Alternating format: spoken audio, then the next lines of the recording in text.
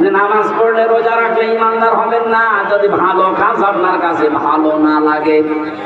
অন্যায় কাজ দেখলে যদি ভেতর থেকে একটা বাধা আপনার না আসে, বাধা দেওয়া দূরের কথা, এই 15.5 বছরে আরো আইন করে নিষিদ্ধ করেছে।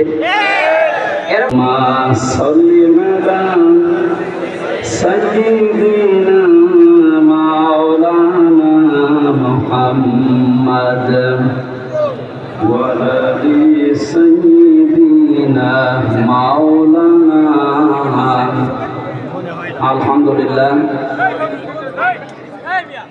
আপনাদের কাছে আমার বিনীত অনুরোধ, কথা বলবেন না।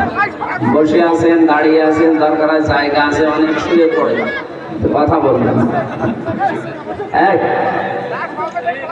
কথা বন্ধ করেন, হ্যাঁ, এমনি যা করবেন করেন, কথা বলবেন ইশারায়। বাংলাদেশের ঐতিহ্যবাহী জেলা চুয়াডাঙ্গা আলমডাঙ্গা থানার অন্তর্গত আল আমিন সোসাইটি হাফিজিয়া মাদ্রাসা এতিমখানা আলিল্লাহ বোর্ডিং এর উদ্যোগে 8ম বাৎসরিক আলমডাঙ্গা সরকারি কলেজ ময়দানে তাফসীরুল কোরআন মাহফিলের স্বনামধন্য সভাপতি, অত্র এলাকার সর্বজন শ্রদ্ধাভাজন ব্যক্তিত্ব, অত্র মাদ্রাসার সভাপতি, বাংলাদেশ জামাতে ইসলামী আলমডাঙ্গা উপজেলা আমির বড় ভাই জনাব মোহাম্মদ দারুস সালাম, আতালাল্লাহু উমরাহু ওয়া বারাকাল্লাহু ফি হায়াতি, বলেন আমিন। বাংলাদেশ সহ বিশ্বের বহু দেশে আমি নাম শুনেছি, এই নামটা একটা আনকমন নাম। আব্দুস সালাম হওয়ার কথা ছিল মনে হয়, ভুল করে দারুস সালাম হয়ে গেছে।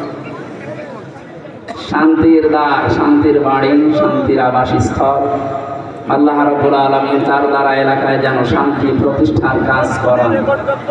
মাহফিলের প্রধান অতিথি শাইখুল মাশায়েখ, বাংলাদেশ জামাত ইসলামী চুয়াডাঙ্গা জেলা শাখার সম্মানিত জেলা আমির, আমাদের অভিভাবক, বিশিষ্ট আইনজীবী জনাব জননেতা মোহাম্মদ রুহুল আমিন দামাত বারকাতুহুমুল আলিয়া, উপস্থিত আছেন চুয়াডাঙ্গা জেলা বাংলাদেশ জামাত ইসলামীর সম্মানিত সেক্রেটারি, বিশিষ্ট আইনজীবী জনাব অ্যাডভোকেট আসাদুজ্জামান, উপস্থিত আছেন আমার বিশ্ববিদ্যালয়ের শ্রদ্ধাভাজন বড় ভাই অ্যাডভোকেট মাসুদ পারভেজ রাসেল, বড় ভাই নূর মোহাম্মদ টিপু, হাফেজ মাওলানা জুলফিকার আলী, অন্যান্য সম্মানিত ব্যক্তিবর্গ। আলোচনা যারা রাখলেন মাওলানা হোসাইন মাহফুজ সহ নামনা জানা অন্যান্য ওলামায়ে কেরাম, সামনে বসা মুসলমান ভাইরা, পর্দার আড়ালে সম্মানিত মা এবং বোনেরা, প্রাণ প্রিয় আলমডাঙ্গাবাসী, এটা শুধুমাত্র যারা জামাত ইসলামী করে, যারা ইসলামী ছাত্র শিবির করে, যারা চরমনাই পীরের মুরিদ, তাদের এই অনুষ্ঠান না। আজকের এই অনুষ্ঠান মানুষ পদবাচ্চে যারা বিবেচিত তাদের জন্য।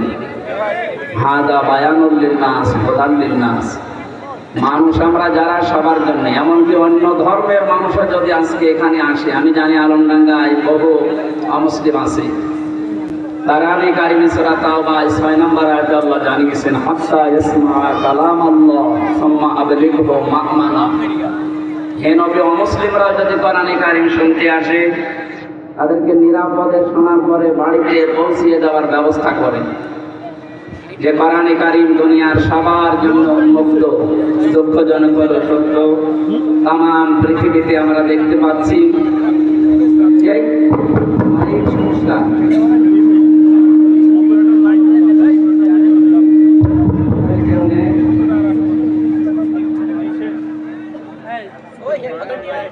তাম পৃথিবীর কুফরি শক্তি সব এক হয়ে গেছে যে কোরআনে কারিমকে ঠেকা। এটা তো বাধা দিয়ে আটকানোর মতো জিনিস না। যত বাধা দেবে তত ফোর্স বাড়বে, আমরা এটাই দেখতে পাচ্ছি। এজন্য আমরা আহ্বান জানাবো, আমি আপনাদেরকে জোর করে ইসলাম কবুল করার জন্য বলি না। আমাদের ধর্মীয় গ্রন্থ যেটা আছে এটা পড়ে বসেন। এই মাইকটা কে? এটা কে? কার মাইক দিয়েছে? মাইক তো এমনিতে ভালো না, সেটিং হয়নি।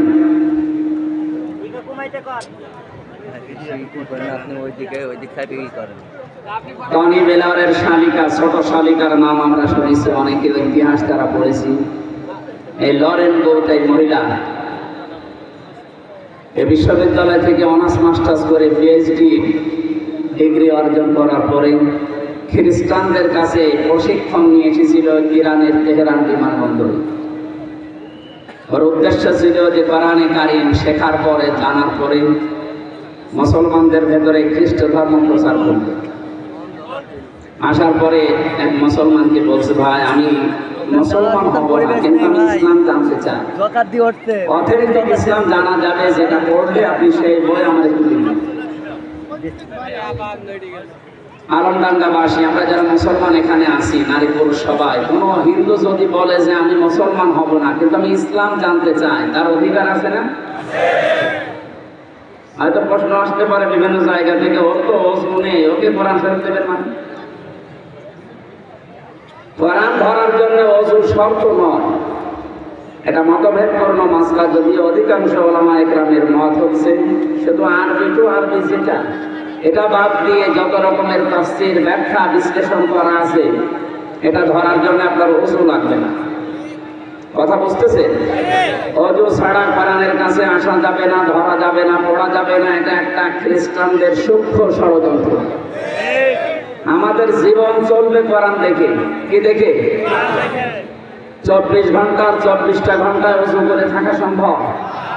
এটা সূক্ষ্ম ষড়যন্ত্র। যে আয়াত দিয়ে দলিল দেওয়া হয়, আসলে ওর ব্যাখ্যা এবং ওর ব্যাকগ্রাউন্ড আমরা অনেকে জানি না। এমনকি অনেক আলেম পর্যন্ত গবেষণা, চিন্তা ভাবনা ছাড়া কথা বলে। লা ইয়ামাসসুহু ইল্লাল মুতাহহারুন। এখানে আল্লাহ জানিয়েছেন সূরা ওয়াকিয়ার ভেতরে 78 নম্বর আয়াত, লা ইয়ামাসসুহু, হুর মারজা ওই দিকে যেখানে কোরআন আছে, ইল্লাল মুতাহহারুন, ওই কোরআন স্পর্শ করে না পবিত্র ফেরেশতারা ছাড়া। এখানে মুতাহহারুনের অর্থ দুইটা, একটা পবিত্র আর একটা নিষ্পাপ। বলেন তো পৃথিবীতে নিষ্পাপ এবং পবিত্র 100 ভাগ কোনো মানুষ এখন আছে? এটা মানায় শুধু ফেরেশতাদের ক্ষেত্রে, তারা একদিকে নিষ্পাপ আর একদিকে পবিত্র। এ কথা ঠিক আছে না? আর এই হো দিয়ে আল্লাহ ইশারা, ইঙ্গিত দিয়েছেন লাউহে মাহফুজের দিকে। সুতরাং এটা দুনিয়ার কোরআন শরীফের ক্ষেত্রে নয়। যারা এর ব্যাকগ্রাউন্ড, ঐতিহাসিক প্রেক্ষাপট, পেছনের আগে পরের কোনো বিষয় না মিলিয়ে আন্দাজে বলেন, আমরা চাইবো আপনারা আরো চিন্তা ভাবনা করবেন। এটা কোরআনে কারিম থেকে মানুষদেরকে দূরে সরিয়ে রাখার একটা সূক্ষ্ম ষড়যন্ত্র। এই জন্য নারী পুরুষ যারা আছি আমরা, শুধু বড় নাপাকি যেটা গোসল ফরজ হয়ে যায়, এইটা বাদ দিয়ে ছোটখাটো কোনো বিষয়ে কোরআন ধরা যাবে না, এই ধারণা থেকে বেরিয়ে আসবে, কোনো অসুবিধা নেই। এই মহিলা 3টা বছর কোরআনে কারিম পড়েছে, 3 বছর। আমাদের মতো আনাকুম জানাকুম না। কোরআন শরীফের তাফসীর সহ 3 বছরে শেষ করেছে, মুসলমান হয়েছে। সংবাদ সম্মেলন করার পরে সাংবাদিকরা জিজ্ঞাসা করেছে, আপনি একজন খ্রিস্টান, পৃথিবীতে সবচাইতে বেশি মানুষ বাস করে খ্রিস্টান ধর্মে, আপনি মুসলমান হয়ে গেলেন কেন? লরেন বুথ বলেছে, দেখেন আমি 3টা বছর কোরআনে কারিম পড়েছি, পড়ার মতো এক একটা শব্দের একাধিক অর্থ আমার জানা আছে। কোরআন আমি 3 বছর ধরে ধরে শেষ করেছি। 53 জায়গায় লাল দাগ দিয়েছি, যেখানে লাল দাগ দিয়েছি মনে করলাম যে ভুল ধরতে পারলাম, কিন্তু দেখি তার আগের আয়াতে পরের আয়াতে এর জবাব আল্লাহ 1500 বছর আগেই দিয়ে। আমার জীবনের ভুল ধরা পড়ে গেছে।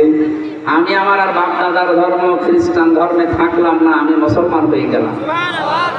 এখানে যারা এসেছেন অন্য ধর্মেরও যদি কেউ থাকেন, যেহেতু রেকর্ড হচ্ছে, সারা দেশে যাবে কাজ। আমার সামনে এখন 18 কোটির উপরে মানুষ বসে আছে।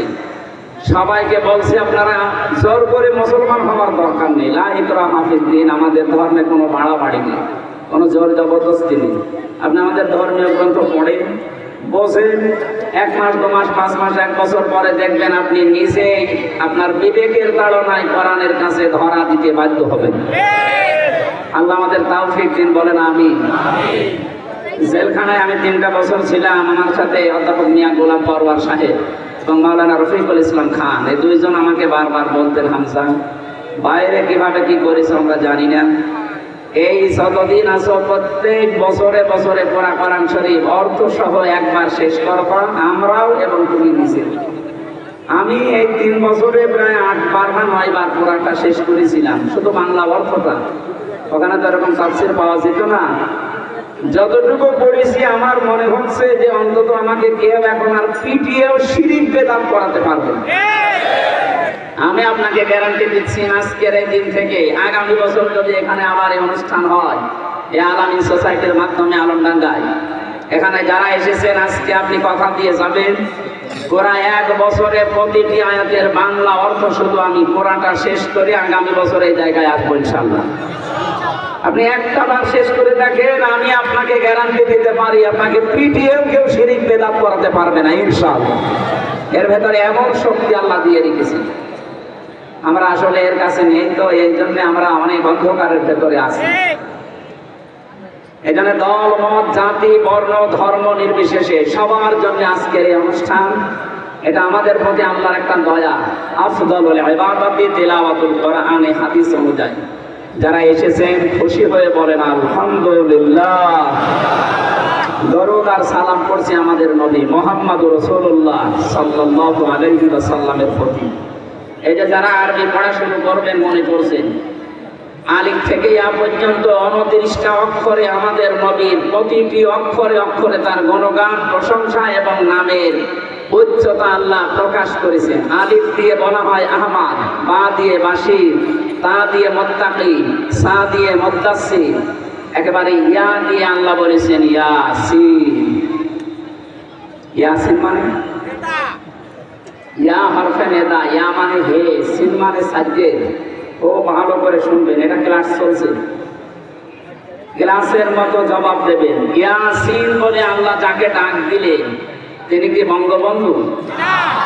তিনি কি জিয়াউর রহমান? তিনি কি মাওলানা নিজামী? কে বলেন তো? মুহাম্মদুর রাসূলুল্লাহ। আল্লাহর ঘোষণা দেওয়া নেতা দুনিয়ায় একজনই। আল্লাহ যাকে নেতা বলে ঘোষণা দিয়ে দুনিয়ায় পাঠিয়েছেন তার নামও দিয়েছেন ইয়াসিন, হে নেতা। এটা যদি দুনিয়ার সাথে শুধু শেষ হয়ে যেত আমি এটা বলতাম না, এটার সম্পর্ক পুরোটা আখিরাতের সাথে। দুনিয়াতে আপনি সেই নেতৃত্ব মেনে চলবেন, কিয়ামতের দিন তার সাথে আপনাকে আল্লাহ হাজির করবেন। এটাকে আমি বানালাম না। ইয়াউমা নাদউ কুল্লা উনাসিন বিইমামিহিম, সূরা বানী ইসরাঈলের 71 নম্বর আয়াতে আছে। আল্লাহ পাক বলেন কিয়ামতের দিন প্রতিটি মানুষকে বিচারের দ্বিতীয় ধাপে আমার কাছে হাজির করব তার নেতার সাথে। এটা কোন ধাপ বললাম? দ্বিতীয় ধাপ। বলেন বলেন। কিয়ামতের 3টা ধাপ বানাবেন। বাংলাদেশের 4টা পর্যায়ে আমরা বিচার দেখি। এখানে যারা উকিল আছে, যারা অ্যাডভোকেট আছে, আমরা ঢাকাতে দেখলাম সিএমএম কোর্টে আমাদের রায় হওয়ার পরে চলে যায়, ওখান থেকে যদি বলি না আমি ন্যায় বিচার পাইনি জজ কোর্টে যায়। জজ কোর্ট থেকেও যদি বলা হয় যে না আমি ন্যায় বিচার পাইনি হাইকোর্টে যায়। হাইকোর্ট থেকে যদি বলা হয় না আমি ন্যায় বিচার পাইনি আমি আরো উপরে যাব। কোথায় যাবে? সুপ্রিম কোর্টে যাবে। ওখানে আবার 2টা ভাগ আছে। এই যে 4টা বিষয় আমাদের এই দেশে বিচার ব্যবস্থায়, আল্লাহ কিয়ামতে যে বিচার ব্যবস্থা বানাবে 3টা ধাপে। প্রথমে আল্লাহ মানুষকে ডাকবে স্রেফ একা একা। কয়জন করি? এটা সূরা মারইয়ামের 95 নম্বর আয়াতে আছে। অকুল্লুহুম আতিহি ইয়াউমাল কিয়ামাতি ফারদা। আল্লাহ পাক বলেন কিয়ামতে প্রতিটি মানুষ আমার সামনে বিচারের জন্য দাঁড়াবে স্রেফ একা একা। এর সামনে নিয়ে আমরা বলতে পারি বাংলাদেশে 48,000-এর উপরে এখন পীর। অধিকাংশ দরবার থেকে আয়াতের বিরুদ্ধে কথা আসতেছে। বড় বড় হক্কানি যারা নাম নিয়েছে তারা পর্যন্ত বলছে কিয়ামতে আমার দাদা জান আমার বাবা জান জাহাজ নিয়ে আসবে, লক্ষ লক্ষ মুরিদ নিয়ে জিকির করতে করতে হাজির হবে। এটা মিথ্যা কথা। আপনাকে আল্লাহ ডাকবে একা একা। আপনি পেলেন কোথায় আর জাহাজ পেলেন কোথায়? সুতরাং এই ধোঁকা দিয়ে বোকা যাদের বানিয়েছেন এটা আমরা সতর্ক থাকি। কিয়ামতে আপনি উঠবেন একা, কেউ থাকবে না। ফারদা মানে একা একা। এবার আমি নিজের জীবনের সাথে মিলান তো। আমার এই যে 33 বছর বয়স, আমাকে যদি আল্লাহ কিয়ামতে একা ডাকে, জিজ্ঞাসা করে যে বলো যে এই যে 33 বছরে কি বুঝলি, আমার সঠিক জবাব দেওয়া সম্ভব না। আপনারা পারবেন? না আপনারা এত বড় বড় দাড়িওয়ালা মানুষ। এই যে হিসাব, এই শব্দটা যে কত কঠিন, শুধু সারা জীবন শুনলামই, কিন্তু দেওয়া তো লাগে না। মাঝে মাঝে দুধ ধরলে যে সমস্যা হয়ে যায়। কিয়ামতের দিন আল্লাহ আমাদের পাপের কোনো কথা আমাদেরকে জিজ্ঞাসা করবে না যে এইটা বুঝেছি যে, শরীরের ভেতরে আল্লাহ সব ফুটিয়ে তুলবে। ইয়ারাফুল মুজরিমুনা বিসিমাহুম ফায়ুখাযু বিন-নাওয়াসি ওয়াল আকদাম ফাবিআইয়ি আলাই রাব্বিকুমা তুকাযযিবান। আল্লাহ পাক বলেন, কিয়ামতে কোন পাপিষ্ঠকে তার পাপ সম্পর্কে আমি জিজ্ঞাসা করব না বিচারের জন্য। যে যেই ধরনের অপরাধ দুনিয়ায় করেছে ওইটা তার চেহারার ভেতরে ফুটিয়ে তুলব। আপনি যদি সুদ খান, কপালে লিখে থাকবে সুদ খোর, এবার সুদ নেই। এই যে অনেক মানুষ টাকা ছেড়ে রাখে, মাসে মাসে টাকা আসে, 1000 টাকা দিলে 100 টাকা করে লাভ দেয়। এটা অনেকে ইন্টারেস্ট লাভ করে খান, এটা কিন্তু সুদ।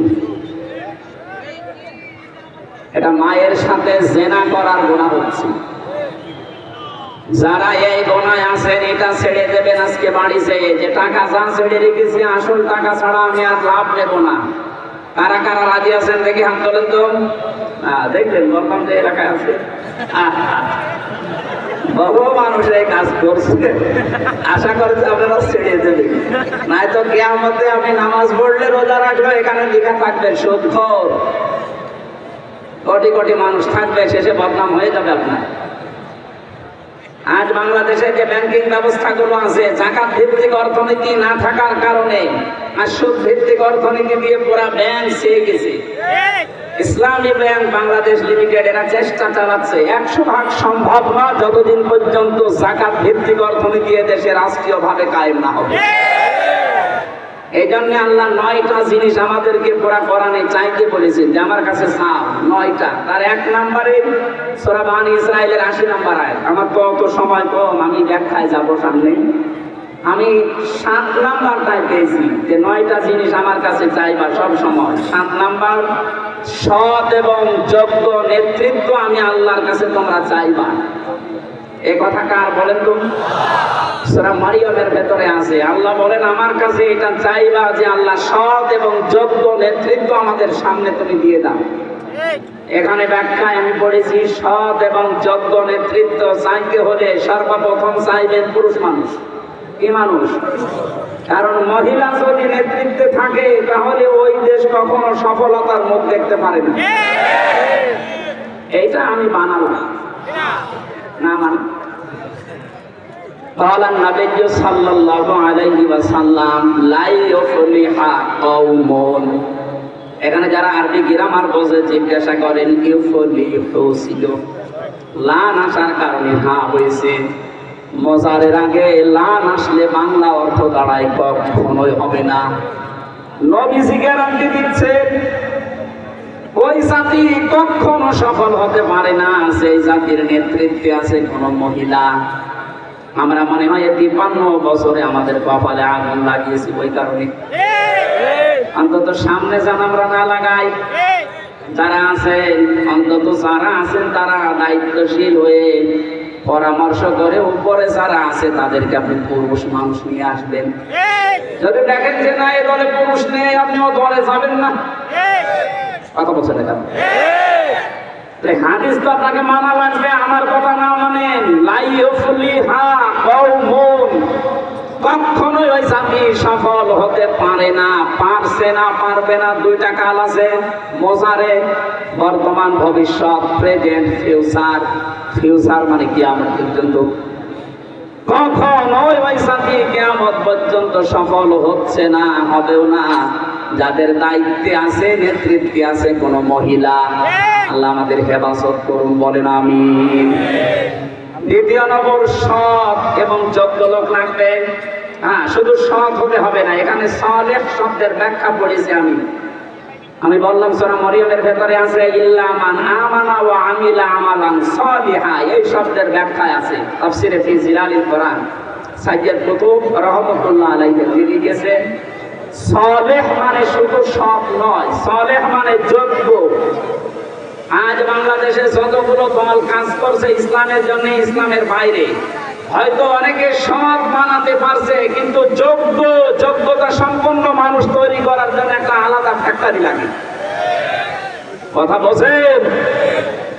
যোগ্যতা সম্পন্ন মানুষ তৈরির জন্য একটা ফ্যাক্টরি লাগে, আর ওইটা তৈরি করার জন্য যারা কাজ করছে আপনি বুঝে নিন, একেবারে ছোটবেলা থেকে ধাঁচে ধাঁচে আপনাকে গড়ে তুলবে।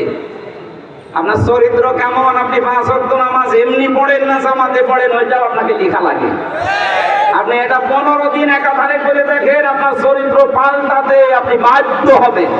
15 দিন আমরা তো 6 মাস টার্গেট দিয়ে, অনেকে 6 মাস লাগবে না, 15 দিন একাধারে করে দেখেন, আপনার ভেতরে একটা অটোমেটিক সেন্স চলে আসবে। আপনি সৎ হবেন, পাশাপাশি আপনি যোগ্য হয়ে গড়ে উঠবেন।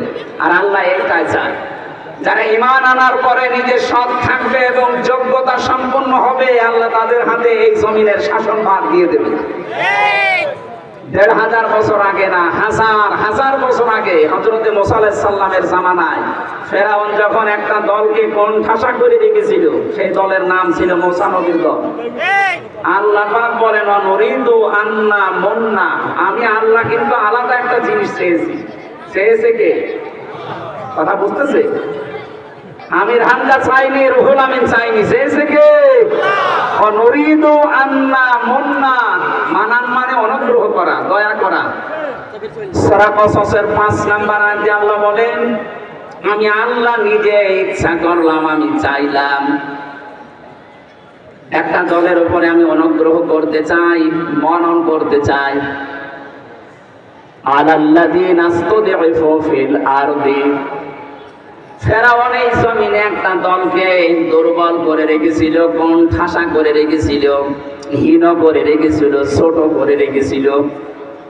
আমি আল্লাহ চাইলাম ওই দলের উপরে আমার অনুগ্রহটা নাযিল করার মাধ্যমে ওদেরকে সৎ এবং যোগ্য এটা তৈরি করে অনাজালাহুম আইম্মাতান, ওই জামানায় যারা আছে তাদের জাতির নেতা আমি আল্লাহ তাদেরকে বানাতে চাইলাম।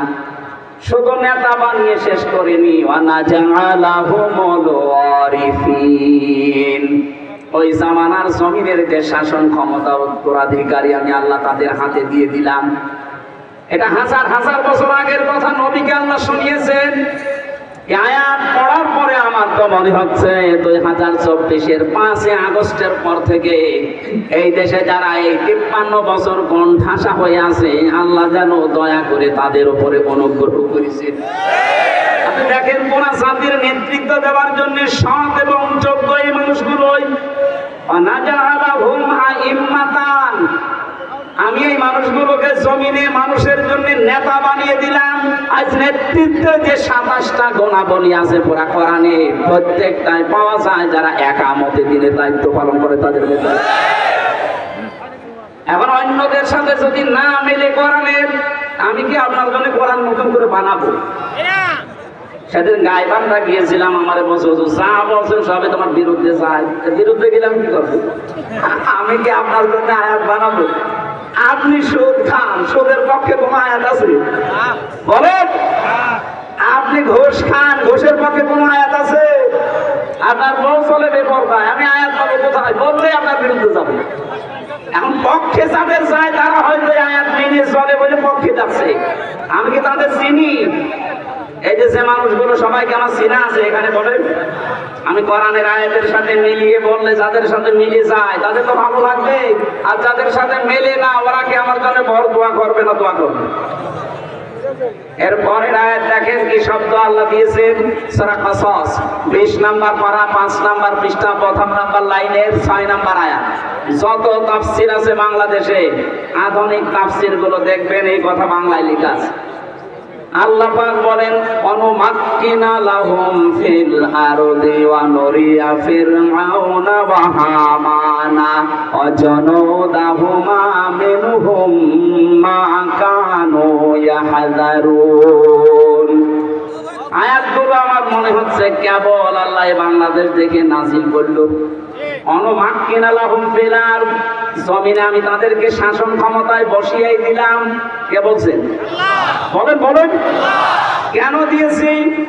অনরিয়া, আমি দেখাতে চেয়েছি ফেরাউনকে, ও হামানা, হামানকে, ও জনদাহমা, এবং তার দলের লোকদেরকে, সৈন্যবাহিনীকে। কি দেখাতে চেয়েছি?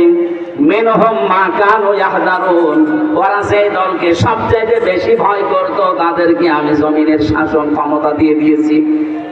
53 বছরে সবচাইতে বেশি যাদেরকে ভয় করা হয়েছে, আল্লাহ পুরাটা পাল্টিয়ে বলেছে জমিন তাদের হাতে এখন দেওয়ার ব্যবস্থা করে দিয়েছে। মাসরুম অবস্থায় এখনো আছি, এমনকি আমি এখনো মুসাফির অবস্থায় দোয়া করছি, আল্লাহ যে কথাগুলো তুমি জানালে, এই কথাগুলো 1500 বছর পরে আমাদের বাংলাদেশে দেখার মতো একটা পরিবেশ অলরেডি চলে এসেছে। জীবনে তো বহু কিছু দেখেছি, বহু কিছু দেখি নাই, অন্তত এইটা দেখতে চাই যে যারা ভয় পেত সবচেয়ে বেশি ইসলামকে, সেই ইসলাম আজ বাংলাদেশে অলরেডি কায়েম হওয়ার পথে। আন্তর্জাতিক ষড়যন্ত্রগুলো যদি আমরা রুখতে পারি, 53 বছরে তো বহু কিছু আমরা দেখেছি। বাবা চালিয়েছিল, মানুষ দুর্ভিক্ষে মারা গেছে। এটাকে আমি বানিয়ে বললাম? যারা মুরব্বী আছে জিজ্ঞাসা করেন, বাবা যখন চালিয়েছিল দুর্ভিক্ষে মানুষ মরেছে। স্বামী চালিয়েছে অনেকে, চাচা চালিয়েছিল 9 বছর 10 বছর জেল কেটেছে। ভাবি চালিয়েছিল, বহু চালিয়ে গেল। এখন শুধু বাকি আছে এইটা দিয়ে চললে বাংলাদেশ কেমন দেখা যায়। এটা আমরা দেখতে চাই না, শুধু হাত তুললে দেখা যাবে।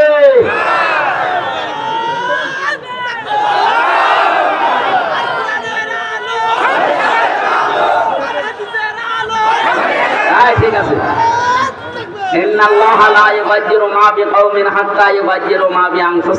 আল্লাহ ততক্ষণ পর্যন্ত জাতির ভাগ্য পরিবর্তন করে না যতক্ষণ তারা নিজেদেরকে না পাল্টায়। সময় কিন্তু এসে গেছে, এরপরও যদি আপনি ভুল করেন 50 বছর পেছিয়ে যাবেন। সুতরাং আল্লাহ চাচ্ছে যেটা, আমাদের চাওয়া যেন আল্লাহর সাথে মিলে যায়। বলেন আমিন। শুধু আমাদের ঈমানটা আজকে ঠিক রাখা লাগবে। আজকের তেলাওয়াত কিন্তু আয়াতে ওই কথাগুলো আছে। আমরা তাফসিরে যাচ্ছি, কিছু সময় আর একটু বেশি পেলে ভালো হতো। ইয়াসিন শব্দের যে ব্যাখ্যায় ছিলাম, কারণ দুনিয়াতে বহু মানুষ এটা মনে করে কিয়ামতে আমার বাবা আছে, আমার দাদা আছে, এমন মানুষের সাথে ওঠ বসে হুমড়া সুমড়া আছে, আল্লাহ মনে হয় মাফ করে দিবে। আল্লাহ বলেন কিয়ামতে সর্বপ্রথম একা একা তোকে ডাক দেব। আপনি হিসাব মিলাবেন যে একা দাঁড়িয়ে কি করতে পারবেন আল্লাহর সামনে, জবাব দিতে পারবেন কিনা এখনই ঠিক করে নিয়ে যান। 2 নম্বরে আল্লাহ ডাকবে বিচার ব্যবস্থায় নেতা সহ। সুতরাং এমন নেতার পেছনে থাকা লাগবে যাকে দেখলে আল্লাহর ভালো লাগে। এমন নেতার পেছনে থাকা যাবে যারা দেখলে হনুমানের কথা মনে হয়। এরকম নেতা দেখেছিলেন? পালিয়েছে মানুষ, নাম ধরে ডাকে না, নাম ধরে ডাকে হনুমান। একটা কথা হইতো, কি সুন্দর চেহারাটা যদি হনুমানের মধ্যে রাখতো। এইরকম মানুষের পেছনে যদি আপনি থাকেন, কিয়ামতে তো তার দাঁত ফেলবে, তারপরে আপনার দাঁত ফেলবে। এই জন্য আমার মানুষের পেছনে থাকা লাগবে যারা দেখলে আল্লাহর কথা মনে হয়। ডাক্তার শফিকুর রহমানের দিকে তাকালে আমার মনে হয় সে যত বড় খারাপ মানুষ হোক, ওর দিকে তাকালে আল্লাহর কথা মনে হয়। লোকটার আমল আখলাক আমি নিজের কাছে থেকে দেখেছি। আমার সাথে এক রোগে ছিল জেলখানা। ওনার এখলাস, ওনার যে আমল, ওনার বদকা, ও পর্যন্ত আমি হুজুর হওয়ার পরও যেতে পারি। আমার 33 বছর বয়সে নামাজ পড়তে গেলে 1-1.5 পারা পড়লে পা ব্যথা করে। আর তার এক একটা সেজদা দেখেছি 40 মিনিট, 45 মিনিট, 1 ঘন্টা এক সেজদায় কাটিয়ে দিচ্ছে। এমনি চেহারার ভেতরে নুরানি ভাব আসে। কত মানুষ তো শুধু সোনো পাউডার আর ফিলাক্সি লোড দিয়েও হচ্ছে, আর তার সোনো পাউডার লাগে না, শুধু ওজুর পানি দিয়ে আল্লাহ পরা চেহারা নুরানি করে দিয়েছে। সুতরাং এমন মানুষের পেছনে থাকা দরকার যারা দেখলে আল্লাহর ভালো লাগে। এটা আছে সূরা তাহা 16 নম্বর পারা 18 নম্বর পৃষ্ঠা 9 নম্বর লাইনের 109 নম্বর আয়াতের ব্যাখ্যায়। ইয়াউমাইযিল লা তানফাউ শাফাআতু ইল্লা মান আযিনা লাহুর রহমান ওয়া রাদিয়া লাহু কাওলা। এই রাদিয়া লাহু কাওলার ব্যাখ্যা আছে। আমি দলিলগুলো লম্বা করতে পারছি না, আপনারা বাড়িতে এটা তুলে নিয়ে মিলাবো। তাহলে ইয়াসিন বলে আল্লাহ নবীজিকে ডাক দিয়েছেন। ইয়াসিন শব্দের পুরা ব্যাখ্যায় পেয়েছি 5টা অর্থ হয় ইয়াসিনের। কয়টা? বলেন বলেন। তাফসিরে কাবীর আল্লামা ফখরুদ্দীন রাজি রাহমাতুল্লাহ আলাইহি লিখেছেন, ইয়াসিন হে নেতা, এটা দিয়ে আল্লাহ পাঁচটা জিনিস মিন করেছেন। সিন মানে সাজ্জাদুল আলামিন, সিন মানে সাজ্জাদুল বাশার, সিন মানে সাজ্জাদুল কাউনাইন, সিন মানে সাজ্জাদুল আম্বিয়া, সিন মানে সাজ্জাদুল মুরসালিন। এক একটা কথার ভেতরে তাফসিরে হাক্কানির ভেতরে আর তাফসিরে ফি জিলালিল কোরআনে এত কথা আমি পড়েছি, এখন 15-20 মিনিট না, এক একটার জন্য 1 ঘন্টা করে কথা বলা যায়, এত তথ্য এর ভেতরে আছে। যেহেতু প্রতিটি শব্দের ব্যাখ্যা করতে গেলে সময় হবে না, এই জন্য আমি এগুলো বাদ দিলাম। আল্লাহ কোরআন পড়তে গেলে যে 29টা হরফ পড়া লাগে, প্রত্যেকটা হরফ দিয়ে আমার নবীর সম্মান মর্যাদা বুলন্দ করে দিয়েছে। আর শেষে জানিয়েছেন ওয়ারাফা'না লাকা যিকরাক, হে নবী আমি আপনার সম্মান মর্যাদাকে উপরে তুলে দেইনি, কত উপরে তুলেছি, যেখানে আমার নাম সেখানে আপনার নাম উচ্চারণ হয়। জোরে বলেন সুবহানাল্লাহ। সুতরাং তাকে বাদ দিয়ে অন্য কাউকে যারা আদর্শ হিসাবে মানে, হয় পাগল না ছাগল। আল্লাহ আমাদের হেফাজত করেছেন, আরো যেন হেফাজত করেন, বলেন আমিন। কোরআনে কারীমের সূরা বাকারার 208 নম্বর আয়াতটা পড়েছি, এখানে 9টা বিষয় আছে। কয়টা বলেন তো? আরো জোরে বলেন। আজকে রাতের মাহফিল আছে দর্শনা ফাজিল মাদ্রাসায় রাত 9টা থেকে। এখানে যদি সময় না হয় বাকিগুলো ওখানে বলবো। আমি তাফসীর থেকে বলছি, 1 নম্বরে আল্লাহ জানতে চেয়েছেন আমাদের কাছে যে তোমরা ইসলামে প্রবেশ করবে কিনা বলো। 2 নম্বরে দ্বীনের সহযোগী হবে কিনা তাই বলো। 3 নম্বরে ভ্রাতৃত্বের বন্ধনটা মজবুত করবে কিনা বলো। 4 নম্বরে হিংসা বিদ্বেষ ঝগড়া বিবাদ দূর করবে কিনা বলো। 5 নম্বরে দুনিয়ার ভোগ বিলাস কমাবে কিনা বলো। 6 নম্বরে অধিকার আদায়ের জন্য লড়াই চালিয়ে যাবে কিনা বলো। 7 নম্বরে যোগ্য নেতৃত্ব, যে 7 নম্বর বলছিলাম এই পয়েন্টটা, এই জন্য আমরা সৎ মানুষ চাই এবং যোগ্য নেতৃত্ব চাই। 8 নম্বরে শরা ব্যবস্থা চালু করবে কিনা বলো। 9 নম্বরে শত্রুকে শত্রু মনে করবে কিনা বলো। এই 9টার ভেতরে আমি প্রথমটার ব্যাখ্যা যতটুকু পারা যায় মাগরিব পর্যন্ত করব। কত আজান হয়? 22-এ। আমরা 20 পর্যন্ত কথা বলি নাকি? থাকবেন না? এই ছেলে কোথায় যাও? বসো। জবান করে কোরআনের আয়াত আগে পড়েন। আউযু বিল্লাহি মিনাশ শাইতানির রাজীম। বিসমিল্লাহির রহমানির রহিম। ইয়া আইয়ুহাল্লাযীনা আমানু দুখুলু ফিস সিলমি কাফা। সাদাকাল্লাহুল আযীম। এই পর্যন্ত থাক। আল্লাহ ডাক দিয়েছেন ইমানদারকে। কাকে? এখানে আমরা ইমানদার না বেঈমান? কোন বেঈমান এখানে আছে? আপনি না বললে হবে। দেখেন তো আছে কিনা। সাহাবী প্রশ্ন করলেন, হে নবী আমার যে ঈমান আছে আমি কি করে টের পাবো? বিশ্বনবী বললেন, ইদা সাররাতকা হাসানাতুকা ওয়া সাআতকা সাজ্জিআতুকা ফা আনতা মুমিন। যখন তোমার ভালো কাজগুলো তোমাকে আনন্দ দেবে আর অন্যায় কাজগুলো তোমার ভেতর থেকে একটা বাধা আসবে, তখন বুঝবে যে তোমার ঈমান আছে। আপনি বলেন তো, বাংলাদেশে ভালো কাজ সবার কাছে ভালো লাগে? নামাজি মানুষ, রোজাদার মানুষ হজ করে এসেছে, দান সাদকা করে, কিন্তু পৃথিবীর সবচাইতে ভালো কাজ যেটা কোরআনে কারীম প্রচার করা, কোরআনে কারীম প্রতিষ্ঠা করা, এর চাইতে আর ভালো কাজ নেই। অথচ এই কাজের কথা শুনলে মানুষের আনন্দ লাগা দূরের কথা, আরো খারাপ লাগে। আমি কি বোঝাতে পেরেছি? আপনি নামাজ পড়লে রোজা রাখলে ইমানদার হবেন না যদি ভালো কাজ আপনার কাছে ভালো না লাগে। অন্যায় কাজ দেখলে যদি ভেতর থেকে একটা বাধা আপনার না আসে, বাধা দেওয়া দূরের কথা, এই 15.5 বছরে আরো আইন করে নিষিদ্ধ করেছে। এরকম একটা অনুষ্ঠান আগস্টের 5 তারিখের আগে যদি করতেন, 14 জায়গায় অনুমতি নেওয়া লাগতো। তারপরও যাদের কাছে অনুমতি নেওয়ার জন্য যাওয়া লাগে কি মানুষ। এই যে একটা নাম বললাম হনুমান, এ কি মানুষের ভেতরে পড়ে? ওর কাছে কোরআনের নাম শুনতে ও আগে উল্টাপাল্টা গালি দেয়। এইরকম মানুষগুলোর কাছে আমরা দেখতাম যে মানুষ অনুমতি নেওয়ার জন্য তার এক জায়গায় 2 জায়গায় না 14 জায়গায়, ওরা জানতে মাতাল হলেও তাহলে ঠিক ছিল। সরাসরি বলে না যে কোরআনের আলোচনা হবে না, কিন্তু এমন সিস্টেম করে দিয়েছিল যেন কেউ এই জায়গায় না যায় ও অনুষ্ঠান না হয়।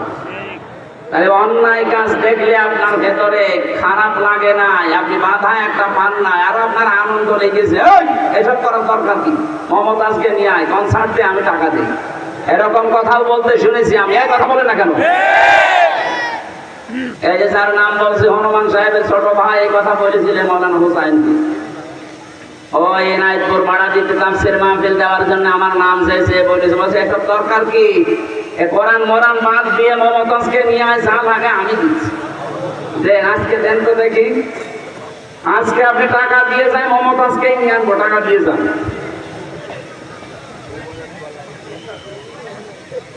সম্মানিত ভাইরা, এই জন্য যাদের ভালো কাজ ভালো লাগে না, অন্যায় কাজ দেখলে যাদের ভেতর থেকে একটা বাধা আসে না, আপনি বুঝবেন আপনি নামাজ আছে, রোজা আছে, আপনার ঈমান নেই, আপনি একটা বেঈমান। এই জন্য এরকম বেঈমান যদি থাকেন আপনি আগে থেকে চলে যান, এই আয়াত আপনার জন্য না। এবার আসেন আল্লাহ কি আমাদেরকে জানাচ্ছেন, উদখুলু ফিস সিলমি কাফা, তোমরা প্রবেশ করো পরিপূর্ণভাবে ইসলামে। এখানে শব্দটা সিলমন, সিনের ওপরে কেউ যদি জবর দিয়ে পড়ে সালমন, বাংলা অর্থ হবে শান্তি, আর সিনের নিচে জের দিয়ে পড়লে বাংলা অর্থ হবে ইসলাম। আল্লাহ রাব্বুল আলামিন আমাদেরকে ইসলামে প্রবেশ করার জন্য আদেশ দিচ্ছেন, আংশিক না পরিপূর্ণ? আরো জোরে বলেন। এবার আমার প্রশ্ন, আমি যে ইসলামে পরিপূর্ণ আছি, আমি যে ইসলামে পরিপূর্ণভাবে প্রবেশ করেছি আল্লাহর আয়াত অনুযায়ী, এটা আমি টের পাবো কি করে? এটা টের পাওয়ার জন্য 5টা বিষয় দুনিয়ায় খেয়াল করবেন। কয়টা? আরো জোরে বলেন। এটা তাফসীরে হাক্কানি থেকে বলছি। 1 নম্বরে আপনি আত্মসমর্পণকারী হয়ে যাবেন। কি বললাম? বলেন বলেন। এখন আত্মসমর্পণ করবেন কিভাবে, কোথায়? আমাদের জাতির পিতা যিনি হযরত ইব্রাহিম আলাইহিস সালাম, তিনি কিন্তু আত্মসমর্পণ করেছিলেন। গাছের মাথায় বসে কুড়াল দিয়ে কাঠ কাটছিলেন। আল্লাহ ওই জায়গায় ডাক দিয়েছেন, সূরা বাকারার 131 নম্বর আয়াতে আছে, ইয ক্বালা লাহু রাব্বুহু আসলিম ক্বালা আসলামতু লিরাব্বিল আলামিন। আল্লাহ পাক বলেন, ইব্রাহিম তুমি আত্মসমর্পণ করো। হযরত ইব্রাহিম ওখান থেকে বলেছিলেন কি করে, বলে এই জায়গায় কোড়াল দিয়ে খাতনা করে আত্মসমর্পণ করো। উনি ওখানে কোড়াল দিয়ে খাতনা করে বলেছেন, ক্বালা আসলামতু লিরাব্বিল আলামিন, বিশ্বজগতের প্রতিপালক আল্লাহর কাছে আমি আত্মসমর্পণ করলাম। আমার নিজের বলতে আর কিচ্ছু নেই, সব আমি করছি কার জন্য? আর জোরে বলেন। এরকম মন আপনার তৈরি হওয়া লাগবে আগে। এটা যদি তৈরি করতে হয় তাহলে ট্রেনিং দেওয়া লাগে, ধাঁচে ধাঁচে পড়া লাগে, তাছাড়া সম্ভব না। আপনি 5-6 মাস একাধারে ধাঁচে মেশিনের ভেতরে একটু মেশিনের ভেতরে আসেন, 5 মাস পরে যখন আপনাকে বলা হবে, বলেন বলে ইন্না সালাতি ওয়া নুসুকি ওয়া মাহইয়ায়া ওয়া মামাতি লিল্লাহি রাব্বিল আলামিন। 5 মাস 6 মাস পরে যখন দেখবেন এই আয়াতটা আপনাকে পড়ানো হচ্ছে, আপনার ভেতর থেকে পড়াটা চেঞ্জ হয়ে যাবে। আপনার মুআমালাত মুআশারাত, আপনার উত্তম চরিত্র, আপনার আকীদা, যতগুলো বিষয় আমি কোরআনে কারীমের ভেতরে পেয়েছি, 500 বিধান আছে। কত? কোরআনে আল্লাহ 500 শরীয়তের বিধান দিয়েছেন। এই মেশিনের ভেতরে এসে যদি 5-6 মাসে আপনি একেবারে পুরাটা খাপের খাপ মিলে যেতে পারেন, এই আয়াতটা পড়ানো হলেই দেখবেন আপনি ইব্রাহিম নবীর রূহানী সন্তানে পরিণত হয়ে গিয়েছেন। হযরত ইব্রাহিম এবং ইয়াকুব, এই 2 নবীর কথায় পরবর্তীতে আল্লাহ দিয়েছেন। আল্লাহ পাক বলেন, বিহা ইব্রাহিম বানিহি ওয়া ইয়াকুব ইয়া বানিয়া ইন্নাল্লাহা আসতাফা লাকুমুদ-দীন ফালা তামুতুন্না ইল্লা ওয়া আনতুম মুসলিমুন। বলেন আল্লাহু আকবার।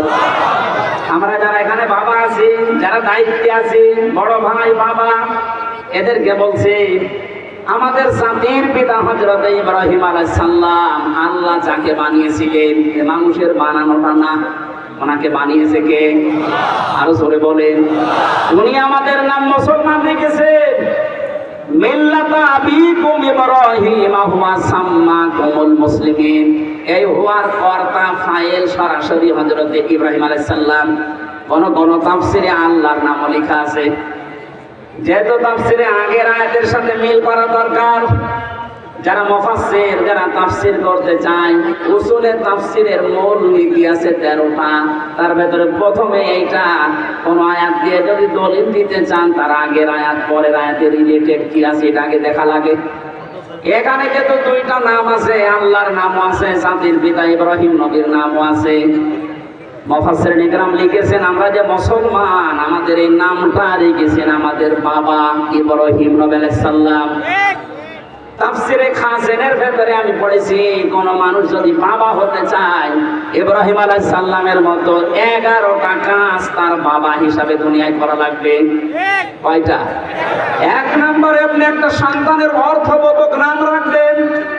এটা আমাদের বাবা যেমন আমাদের নাম রেখেছেন মুসলিম। নাম কি? বলেন বলেন। কি সুন্দর নাম রেখেছেন, আত্মসমর্পণকারী। আর আমরা এখন অনেক বাবা মা এমন নাম রাখে, ও নাম ডাকাও যায় না। আমি নামটাই নিলাম না, ও নাম শুনে বোঝা যায় না যেটা মুসলমানের নাম না হিন্দুর নাম। এই কথা বলছে আপনি তো নামটা একটা অর্থবোধক দেখে রাখবেন। কি নাম রাখলেন আপনি বাবা হিসাবে? গার্জিয়ান হিসাবে আপনার 11টা দায়িত্বের প্রথম এইটা যে আপনার সন্তানের নাম অর্থবোধক রাখবেন। যে নামই রেখেছেন বলেন তো ওটা কি মুসলমানের নাম না হিন্দুর নাম? কে বুঝবে ছাতা? একজনের নাম শুনেছিলাম পু, ওর দাদির দাঁত নেই, পানি লাগবে, বসে ওই কুকুর পানি নিয়ে আই। আমি বাকিগুলো বললাম না, বহু নাম এরকম উল্টা পাল্টা দেশে আছে। আমার শিক্ষা দেওয়ার বিষয়, আল্লাহ যাকে জাতির পিতা বানালেন, তিনি পিতা হিসেবে যে দায়িত্বগুলো পালন করছেন দেখেন। 1 নম্বরে তিনি নাম রাখলেন, একেবারে 11 নম্বরে তিনি ওসিয়ত করলেন, ওয়াসাবিহা ইব্রাহিম ইলা আখিরি আয়াত। হযরত ইব্রাহিম আলাইহিস সালাম তার সন্তানদেরকে শেষ ওসিয়ত করেছিলেন, ইয়া বুনাইয়া, হে আমার আদরের কলিজার টুকরা সন্তান, ইন্নাল্লাহা আসতাফা লাকুমুদ-দীন, অবশ্যই আল্লাহ এই পৃথিবীতে তোমাদের জন্য মনোনীত করেছেন একটা দিনকে। আল্লাহ যে মনোনীত করলেন কি? দিন। দিন বলেন, আরো জোরে বলুন। দিন কি? এখন পৃথিবীতে প্রায় 4,500-এর উপরে দিন আছে, ধর্ম আছে। আল্লাহর কাছে মাত্র একটা দিন মনোনীত, তার নাম ইসলাম। ইন্নাদ-দীনা ইনদাল্লাহিল ইসলাম।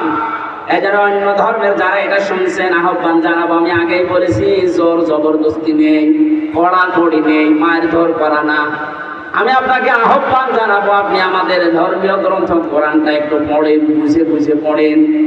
কয়েকদিন আগে যশোরে MM কলেজের একজন অধ্যাপক, ওনাকে আমি টার্গেট দিয়েছিলাম 6 মাস যে কোরআনে কারিমটা আপনি আমাদের ধর্মীয় গ্রন্থ বুঝে বুঝে পড়বেন, বাংলা ইংরেজি যে ভাষায় পারেন। 6 মাস পরে দেখি নিজে উনি আমার কাছে এসে মুসলমান হয়ে গেছে। উনি তো আমাদের মতো মূর্খ মানুষ না, BCS ক্যাডার, যশোর MM কলেজের একজন শিক্ষক। আমি রিমান্ডে একজন অফিসার পেয়েছিলাম, আমি হিন্দু, সুভাষ দাস। এই লোকটা রাত 12টার পরে আমার যে মাটির নিচে যে ঘরে আমি ছিলাম ওই জায়গায় আসতো। ওনারে আমি টার্গেট দিয়েছিলাম যে স্যার, আপনি একটা হিন্দু মানুষ, আপনাকে আমি সেই কয়েকদিন আছি অন্তত টার্গেট দিলাম, বাইরে যখন যাবেন আমাদের ধর্মীয় গ্রন্থ বাংলায় পড়ে আসবেন। আপনার তো ফিরাই ফিরাই ডিউটি পড়ে আমার কাছে। ওনার আমি দেখেছিলাম আমি 3 বছরের ভেতরে শেষে দেখলাম উনি আমার হাতে মুসলমান হয়ে গেছে। আমি আহ্বান জানাচ্ছি, কিচ্ছু লাগবে না, শুধু এটার কাছে আসেন, একটু বুঝে পড়ার চেষ্টা করেন। আপনি যে ধর্মের লোক হন না কেন, ওই ধর্ম আপনাকে ধোঁকা দিচ্ছে, এইটাই প্রমাণ করবে কোরআন। একটু আসেন এর কাছে। আল্লাহর মনোনীত জীবন ব্যবস্থা দিন দুনিয়াতে 4,500 আছে, তার ভেতরে মাত্র একটা। কয়টা? অমাইয়াবতাগি গায়রাল ইসলামি দীনান ফালাই ইউকবালা মিনহু ইলা আখিরি আয়াত। আল্লাহ পাক বলেন, পৃথিবীতে যদি ইসলাম বাদ দিয়ে অন্য কোনো দিন ধর্ম নিয়ে কেউ আমাকে রাজি করতে চায়, ওর জীবনের কোনো কিছু আল্লাহর দরবারে কবুল হচ্ছে না, হবে না। হুয়া ফিল আখিরাতি মিনাল খাসিরিন, সবচাইতে বড় ক্ষতিগ্রস্ত হবে লোকটা আখিরাতে। কোথায়? এজন্য আমরা যেন ক্ষতিগ্রস্ত হয়ে না যাই। ওয়ালা তামুতুন্না ইল্লা ওয়া আনতুম মুসলিমুন। জাতির পিতা, আমাদের জাতির পিতা, তিনি শেষ ওসিয়ত করেছিলেন, সন্তান আর যাই করো মরণের আগে মুসলমান হয়ে মরবা, নাই তো মুক্তি নেই। এজন্য আমরা মুসলমান হয়ে মরতে চাই কিনা? মা বোন যারা এসেছেন, বহু মহিলা বিভিন্ন জায়গায় আছেন, আপনাদের জন্য মাত্র একটা ওয়াজ। তিরমিজি শরীফের হাদিস, নবীজি বলেন জান্নাতের 8টা দরজা ওই মহিলার জন্য আল্লাহ খোলা রাখবে। এই ভালো করে শুনবেন, ওই মহিলার জন্য 8টা দরজায় খোলা থাকবে। ওয়া তুইনু আলা দীনি যাওজাতিহা, যে মহিলা তার স্বামীকে দ্বীনের কাজে, মানবতার কাজে, ইসলামের কাজে, কোরআনের প্রসারে কোরআন কায়েমে সাহায্য করে, ছাড় দেয়, সহযোগিতা করে আর উৎসাহ দেয়, এই মহিলার জন্য জান্নাতের 8টা দরজা আল্লাহ খুলে রাখবে।